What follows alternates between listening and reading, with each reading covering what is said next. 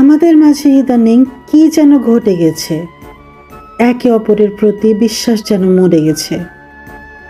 আমাদের পুরাতন অভ্যাস, মিলেমিশে বেঁচে থাকা, রক্তের সম্পর্ক, আত্মীয়তার সম্পর্ক আমরা অস্বীকার করতে পারি না। অথচ ইদানিং আমরা সব ভুলে যাচ্ছি। সত্যি আমাদের মাঝে কি যেন ঘটে গেছে। আমরা হাসতে ভুলে গেছি, সুতরাং আমাদের কাঁদতে পারার কথা ছিল, কিন্তু কাঁদতে পারছি কই? আমরা কিসে যেন অভ্যস্ত হয়ে গেছি। আমাদের চোখের ভাষা নেই, কলম কথা বলতে পারছে না ঠিকঠাক।